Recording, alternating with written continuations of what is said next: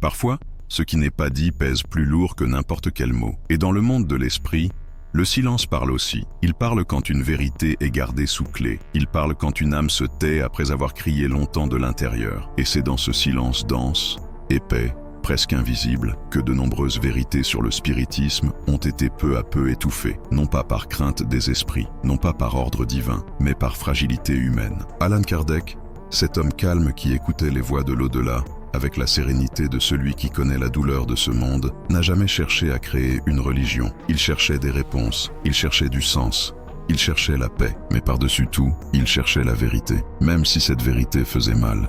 Même si elle dérangeait, même si elle renversait des certitudes confortables. Et peut-être est-ce précisément pour cela que certaines de ses recherches, certaines de ses lettres, réflexions et commentaires ont été mises de côté, raccourcies, éditées, ou tout simplement oubliées, non par magie, non par des forces mystérieuses, mais par peur, par orgueil, par intérêt. Il est plus simple d'éteindre une bougie qui éblouit que de l'affronter. Il est plus commode de cacher une lumière qui révèle ce que beaucoup préfèrent ne pas voir. Jésus l'avait déjà dit, on n'allume pas une lampe pour la mettre sous un boisseau. Mais combien de fois avons-nous fait cela? Combien de fois, face à une vérité qui déchire nos masques, avons-nous préféré fermer les yeux et faire comme si de rien n'était? Kardec comprenait cela. C'est pourquoi, lorsqu'il parlait de la lumière sous le boisseau, il utilisait cette image non comme une accusation, mais comme un doux avertissement. Et aujourd'hui, ici, avec humilité, nous ouvrons cet espace pour regarder en face ces lumières qu'on a tenté d'étouffer, non pas par rébellion, non pas pour provoquer, mais parce qu'il y a des âmes qui sont désormais prêtes à voir, prêtes à entendre, prêtes à se souvenir que le spiritisme, avant d'être doctrine,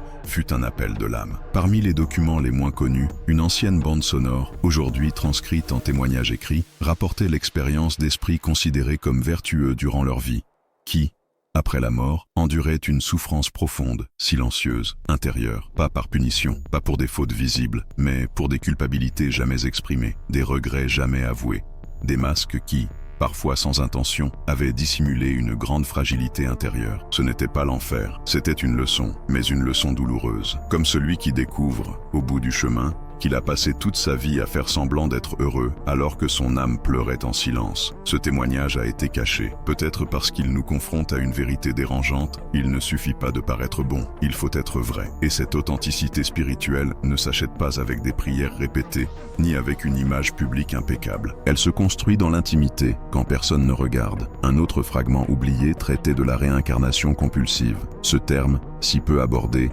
révèle une vérité profonde. Tous les esprits ne veulent pas revenir sur Terre. Certains résistent, d'autres supplient pour rester encore dans le monde spirituel, non par malveillance, mais par peur. Peur de perdre ce qu'ils ont déjà acquis, peur d'affronter leur zone d'ombre, peur d'eux-mêmes. Kardec écrivait dans ses notes que le libre arbitre spirituel n'est pas toujours aussi libre que nous le pensons, que de nombreuses décisions sont influencées par des blessures non guéries, par des habitudes mentales anciennes, par des structures intérieures que l'on continue de transporter même après la mort du corps. Et quand on lit cela, on ressent un étrange soulagement, comme si quelqu'un nous disait « Tu n'es pas brisé, tu es juste en train d'apprendre, même depuis l'autre côté ». Et que dire de cette lettre censurée qui parlait de la souffrance de certains chefs religieux après leur désincarnation, des évêques, des prêtres, des pasteurs, des âmes vénérées sur terre, mais qui, arrivés dans le monde spirituel, faisaient face à une solitude immense, pas à cause de ce qu'ils avaient enseigné, mais à cause de ce qu'ils avaient caché, parce qu'ils avaient confondu autorité et lumière, parce qu'ils avaient exigé ce qu'ils n'avaient pas vécu, parce qu'au nom de Dieu,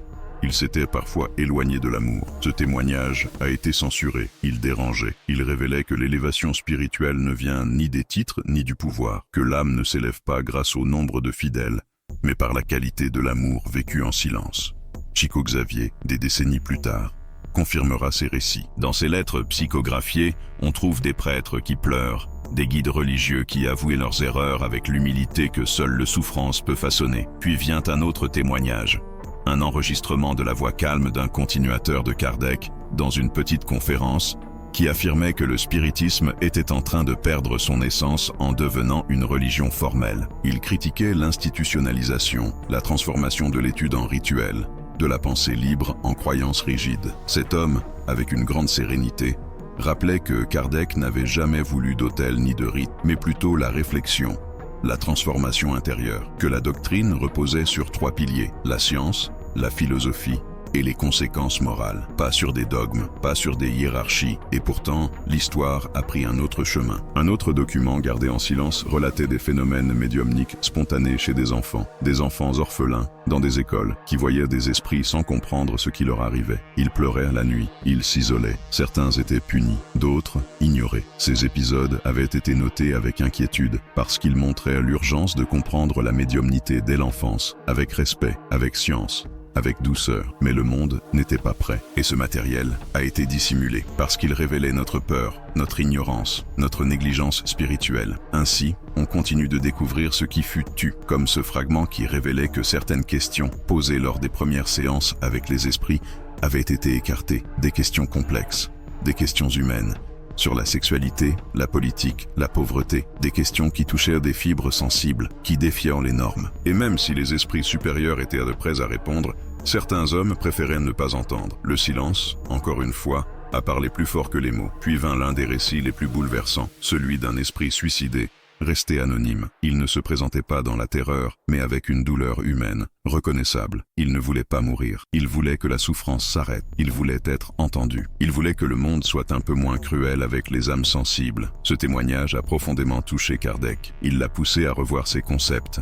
à réinterroger le jugement moral, à comprendre que le suicide n'est pas seulement un acte, c'est un cri désespéré de celui qui ne voyait plus d'issue. Ce récit a été omis parce qu'il bousculait la morale rigide de l'époque, parce qu'il réclamait de la compassion, non des condamnations. Et comme si le ciel nous tendait un miroir, un autre avertissement fut révélé. Tous les esprits sages ne sont pas des esprits bons. Cette phrase a été dite lors d'une session restée dans les tiroirs. Là, Kardec expliquait comment certains esprits, enveloppés de mots séduisants, pouvaient encore être prisonniers de leur propre vanité, que la médiumnité, mêlée à l'ego, se déforme, que le médium a besoin plus d'humilité que de pouvoir, plus de discernement que de visibilité. C'était une leçon exigeante, parce qu'elle nous pousse à revoir nos repères, à nous méfier des discours trop brillants, à écouter les silences qui viennent du cœur. Et puis, une autre vérité oubliée, l'influence des esprits sur les décisions politiques, un sujet délicat. Un témoignage racontait comment certains esprits intervenaient à des moments cruciaux de l'histoire, pas toujours pour faire le bien. Certains semèrent la confusion, d'autres guidèrent dans l'ombre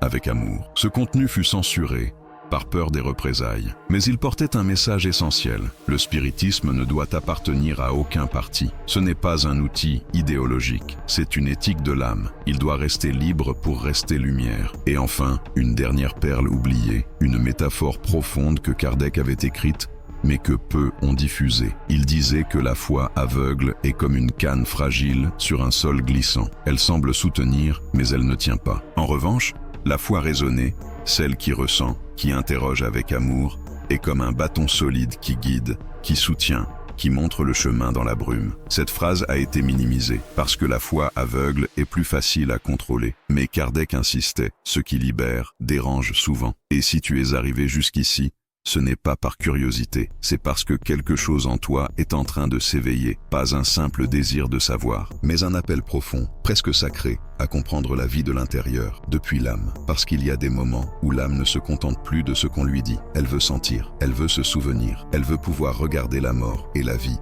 sans peur. Tout ce qui a été tu dans ces documents, ces lettres, ces enregistrements, n'est pas là pour choquer, ni pour créer un nouveau mystère. C'est là pour guérir ce vide spirituel que tant de gens ressentent. Cette sensation de déconnexion cachée derrière des prières mécaniques, des gestes répétés, des mots qui ne touchent plus. Parce que ce n'est pas la religion qui sauve, c'est la vérité ressentie, c'est l'amour vécu, c'est le silence qui murmure depuis l'intérieur. Il y a autre chose, il y a un autre chemin.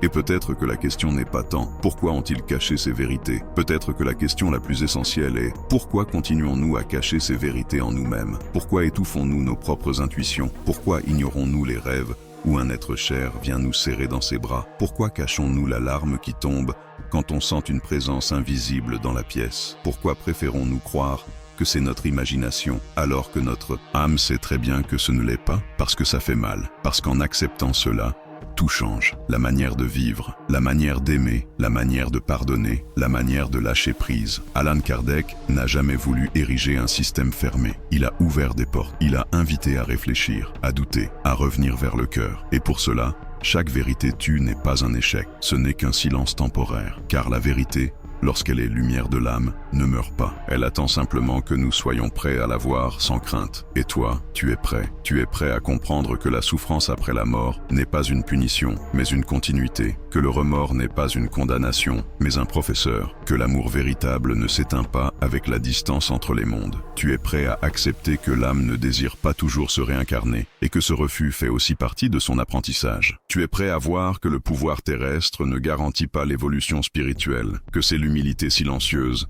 celle que personne ne remarque, qui élève vraiment. Tu es prêt à remettre en question ce que nous appelons religion, si cela signifie perdre le lien vivant avec l'essentiel. Car une religion sans âme est un rituel vide.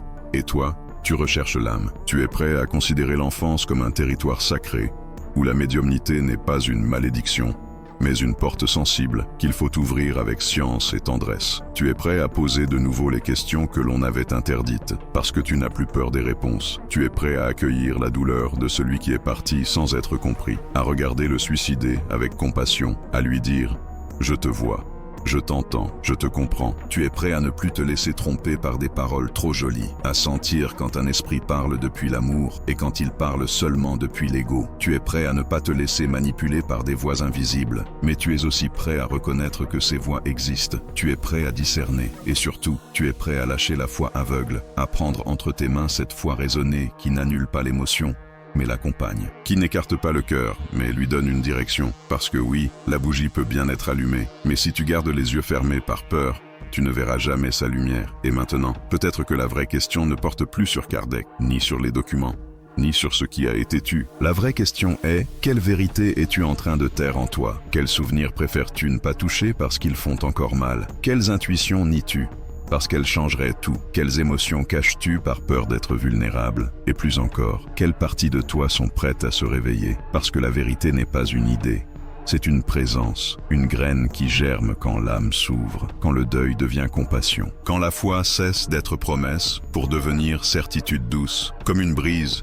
que l'on ne voit pas, mais que l'on ressent. Et si tu es encore là, ce n'est pas un hasard, c'est que quelque chose en toi commence à se souvenir que la mort n'est pas une fin, que l'amour ne s'interrompt pas, que ceux qui sont partis ne sont jamais partis tout à fait, qu'ils t'écoutent encore, qu'ils t'accompagnent, qu'ils t'aiment encore, et que toi aussi, tu peux encore aimer, encore croire, encore faire confiance, parce que le spiritisme, vécu avec le cœur ouvert, n'est pas une doctrine, c'est une retrouvaille avec toi-même, avec ceux que tu aimes, avec ce qui compte vraiment. Aujourd'hui, tu n'as peut-être pas besoin de nouvelles réponses, juste du courage pour regarder honnêtement les réponses qui vivent déjà dans ton âme. Et si ça fait mal, c'est normal. La vérité aussi guérit par la douleur. Et si tu pleures, c'est bien. Parfois, les larmes nettoient les yeux pour mieux voir. Et si tu as peur, rappelle-toi, ce qui t'effraie aujourd'hui, peut-être ce qui te libérera demain. Alors ici, nous ne venons pas enseigner.